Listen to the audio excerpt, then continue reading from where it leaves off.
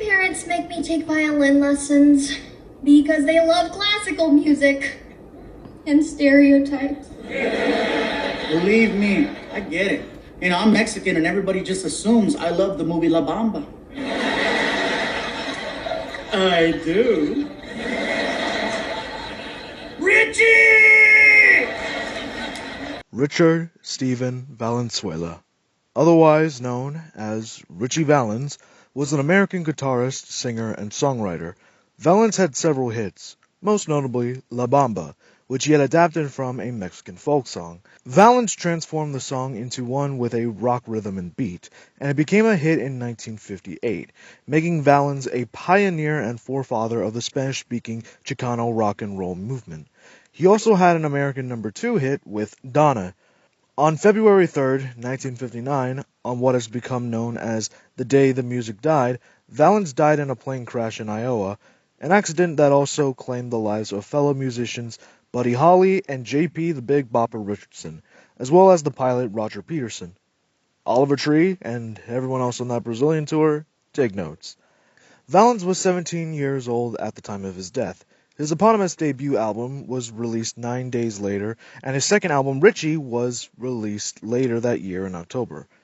He was posthumously inducted into the Rock and Roll Hall of Fame, the Rockabilly Hall of Fame, the Native American Music Awards Hall of Fame, the California Hall of Fame, and has a star on the Hollywood Walk of Fame.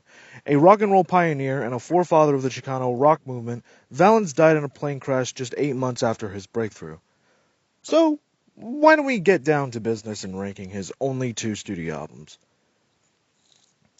First up, on his self-titled debut album, we have That's My Little Susie, a solid song of the time that showcases an idea of what Valens is all about. I understand that a lot of songs were very simple in their songwriting and musicality, but this is just an okay song in comparison to a lot of other songs around the time. The second track, In a Turkish Town, is a bit of a downgrade with how simple the lyrics are, but the instrumentation is pretty unique as it kind of reminds me of Norwegian Wood by the Beatles.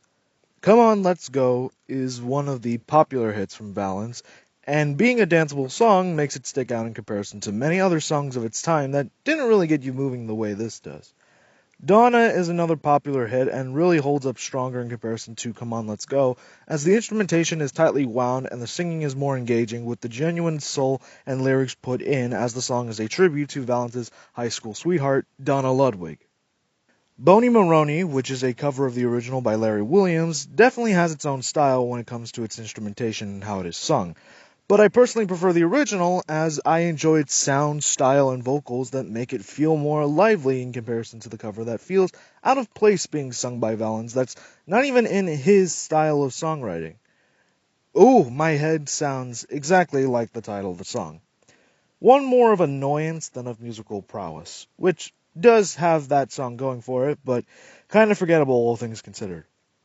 La Bamba is the song that everyone knows and loves, an example of the son Jarocho musical style, which originated in the Mexican state of Veracruz and combined Spanish, Andalusian, indigenous, Afro-Mexican, and Afro-Caribbean musical elements. The word bamba is of African origin, meaning wood, referring to dancing on a wooden floor. La Bamba may have originated in the last years of the 17th century in 1683 during a slave uprising known as the Bambaria. The song would be played at weddings, with improvisation being encouraged. The bride and the groom would tie a ribbon together on their toes and dance to La Bamba as a symbol of love. Initially, the song satirized the late and futile efforts made by the Viceroy of Mexico to defend the citizens of the port of Veracruz from pirates. His ships were old and leaky, so a young sailor is frantically dancing the bamba, water pump, while bragging that he is effectively the captain, the most important person on the ship, for keeping it afloat. The fast rhythm and hand movements of the dance comically imitate the action of pumping water. Likewise, its name also alludes to a dance of Spanish origin called bamba, which was popular at the time, whose name sounds close to bamba. The oldest known historical references come from the town of Alvarado, Mexico, where it was apparently performed with a lively rhythm. The oldest recorded version known is that of Alvaro Hernandez Ortez, who recorded the song under the name El Jarocho. This is the version I listened to in comparison to Valens' version, which I think improves the original drastically. I can appreciate the history behind the original, but again, Valens' version blows it out of the water. Furthermore, I actually like the cover done by the band Los Lobos for the soundtrack of the La Bamba movie. That cover is much stronger in its arrangement and acting more aligned with its roots in comparison to Valence's version, but both are easily stronger than its ancestor. Bluebirds Over the Mountain is a cover originally done by Ursel Hickey. Both versions have their own flavors and don't take away their own appeals. I personally like the cover done by the Beach Boys as they have a more summer vibe with more dynamic arrangements, a variety of instruments, and fun vocals that make the lyrics stand out in comparison to the other two. High Tone is one of my favorites from Valens. It has the same level of songwriting, vocals, and instrumentation that matches his more energetic songs that come together effectively and don't sound derivative. Framed is the second to last cover of this album, and the original is from The Robins. You would think with the kind of song that Valens would either mess it up or make something new of it. Well, it appears to be both. There is a level of relatability to the song, and Valens adding his own style and flavor into the cover. But then the chorus hits, where it makes the song feel as cliche as it sounds, given that the original vibe of the song is clashing with Valens' style, making the experience feel confusing at times. Missed potential. We Belong Together, the final cover and popular hit from Valens that is based on the original by Robert and Johnny. While I do recognize Valens' version to be very good and iconic, I find myself liking the Robert and Johnny version due to the saxophone and dual harmonies creating a more unique vibe in comparison to Valens' more sweet but solid vocals. Not to mention that the original is longer than Valens' version, which is the result of the dual taking more time to emphasize words, and the pace is slightly slower than Valens' version. Doobie Doobie Wah is a lot of Doobie Doobie Wah. To summarize my thoughts on the first album, all of Valens' hits are here. Literally the only thing that keeps this album afloat. The covers aren't the strongest in comparison to the originals, and most of the original songs here are forgettable with the exception of High Tone. I'll just show you a visual of the highlights of the album.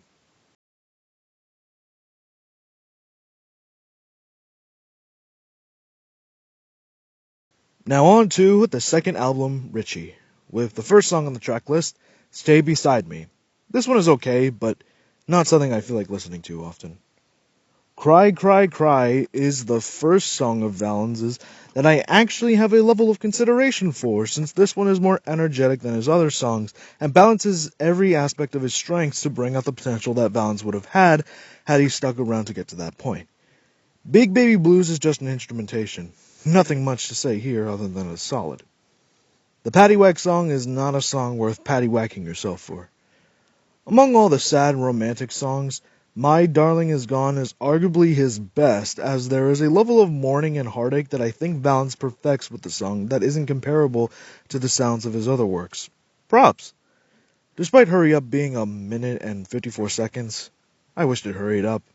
The soft-spoken vocals of Little Girl, combined with the slight pace and energy found in the song, make it pretty good and one of my favorite Ritchie Valens songs of all time. Now You're Gone is the most unique sounding of Valens' songs, and at times it reminds me of Billy Joel's debut album Cold Spring Harbor in its style of sound and vocals. Fast Fright is another instrumental ditty, but yeah, nothing else to be said here. Among the instrumentations, Ritchie's Blues is the most standout due to the Indian-like sound and having more of a presence in comparison to the general rock and roll sound that his music already covers.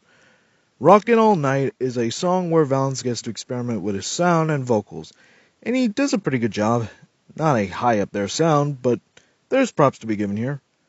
To surmise my thoughts on the second album here, it's a clear improvement over his debut album. The songs are much more enjoyable from a musical sense. There's a level of experimenting and polish in Valens' sound and style that makes him an artist with so much to explore, and the songwriting is much less amateur and is more worth listening to. Here are the highlights of this album.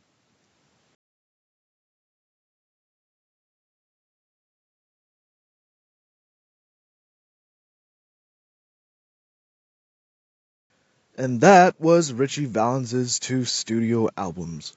What do I think of Ritchie Valens as an artist? He definitely made a legacy for what was basically the start of his adulthood before life tragically took it away from him.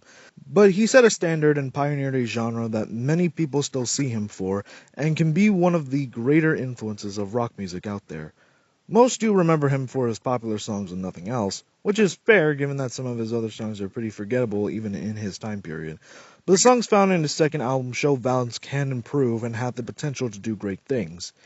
And yeah, never forget the Chicano that did so much in so little time. It's important to be grateful to the people that love and support you, because you never know when you can lose it all. Que descanse en paz.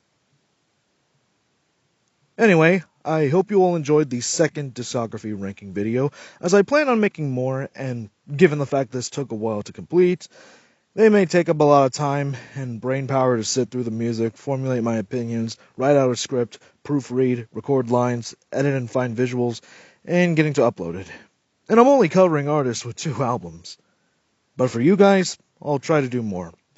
If there are any other artists out there that you want me to cover, let me know.